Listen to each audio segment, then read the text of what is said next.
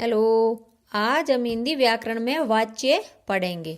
वाच्य का शाब्दिक अर्थ है बोलने का विषय। परिभाषा, क्रिया के जिस रूप से ये पता चले कि वाक्य में कर्ता कर्म भाव में से किसकी प्रधानता है उसे वाच्य कहते हैं।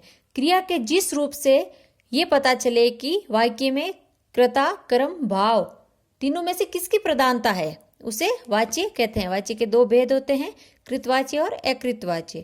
अकृतवाच्य भी दो प्रकार के हैं, क्रमवाच्य व भाववाच्य।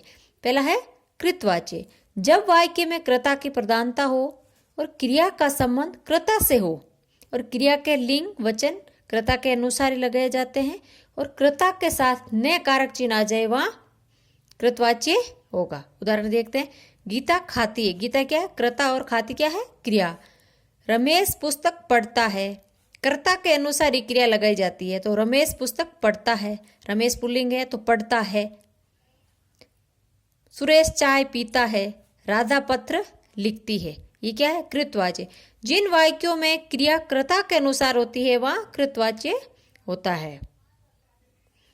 दूसरा है क्रमवाच्य, जिन वाक्यों में क्रम की प्रधानता होती है जिसमें क्रिया क्रम के अनुसार ही हो वहां क्रमवाच्य होता है। जिन वाक्यों में क्रम की प्रधानता होती है और क्रिया क्रम के अनुसार ही हो वहां क्रमवाच्य हो जाता है। कृतवाच्य में क्या था? क्रिया कर्ता के अनुसार थी, वहां कृतवाच्य था। उदाहरण देखते हैं, गीता द्वारा गीत गाया गया। देखो कर्म क्या? गीत है। गाया गया, गाया गया क्या है? क्रिया है। रोगी को दवाई दे दी गई, दवाई क्या है? क्रम है। पतंग उड़ रही है, पतंग क्या है? क्रम है। और रही क्या है? क्रिया है। कार्य के अचानक होने पर वहां क्रमवाच्य होगा।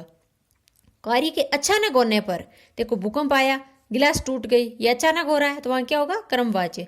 किसी वाक्य में आदेशात्मक अहंकार प्रशासनिक भाषा हो वहां क्रमवाच्य होगा। आदेशात्मक अहंकार प्रशासनिक भाषा वहां क्या होगा? क्रमवाच्य। अपराधी को दंड दिया जाएगा, दिवाली पर अवकाश रखा जाएगा, क्या है ये? क्रमवाच्य।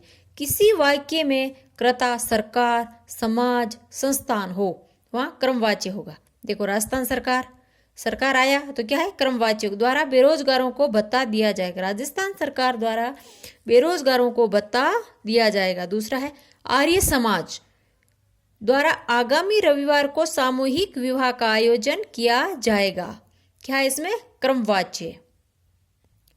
तीसरा है भाववाच्य, जब वाक्य में कर्ता या क्रम की जगह क्रिया या भाव की प्रधानता हो वहां भाववाच्य होगा।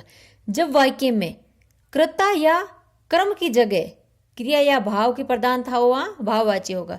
कृतवाच्य में कर्ता की प्रधानता और क्रमवाच्य में क्रम की प्रधानता और भाववाच्य में क्या होगी? क्रिया या भाव की प्रधानता। इसमें निषेधात्मक वाक्य नहीं का प्रयोग किया जाएगा। जब वाक्य में नहीं का प्रयोग किया गया है वहां क्या होगा? भाववाच्य। उदाहरण, रमेश से चला नहीं जाता, रमेश से चला नहीं जाता, नहीं आ गया तो क्या हो गया? भाववाच्य हो गए। राम के द्वारा लिखा नहीं जाता, राजू से बैठा नहीं जाता, ये क्या है? भाववाच्य। अब पढ़ेंगे वाच्य परिवर्तन। कृतवाच्य से क्रमवाच्य में परिवर्तन। कर्ता के साथ से के द्वारा या द्वारा विभक्ति लगाकर क्रमवाच्य बनाया जाता है। कर्ता के साथ से के द्वारा या द्वारा विभक्ति लगाकर क्रमवाच्य बनाया जाता है। परिवर्तन करते समय क्रिया के केवल रूप में परिवर्तन आता है, क्रिया के काल में कोई परिवर्तन नहीं आता है। केवल क्रिया के काल में परिवर्तन नहीं आएगा, क्रिया के केवल रूप में परिवर्तन आएगा। अब कुछ उदाहरण देखते हैं कृतवाच्य से क्रमवाच्य। पहला है गीता खाना खाती है। गीता क्या है? कर्ता है, खाती क्या है? क्रिया है। इसको क्रमवाच्य में कैसे बनाएंगे? गीता के द्वारा खाना खाया जाता, के द्वारा आ गया। तुम फूल तोड़ोगे, तुम्हारे द्वारा फूल तोड़ा गया, आ गया ना? से के द्वारा ये द्वारा विभक्ति लगा के क्रमवाच्य बनाया जाता है। राम पत्र लिखता है, राम के द्वारा पत्र लिखा जाता है। अब पढ़ेंगे कृतवाच्य से भाववाच्य में परिवर्तन। कृतवाच्य वाक्यों में कर्ता के साथ से या द्वारा विभक्ति जोड़कर भाववाच्य बनाया जाता है। से या द्वारा विभक्ति जोड़कर। कृतवाच्य में क्रिया को ही वाक्य का कर्ता मान लिया जाता है। जाना क्रिया के रूप में कृतवाची के काल भेद के अनुसार जुड़कर भाववाच्य वाक्य बनाया जाता है। भाववाच्य में क्रिया हमेशा अन्य पुरुष एक वचनी पुल्लिंग में ही रहती है। अब देखो उदाहरण देखते हैं कृतवाची से भाववाच्य।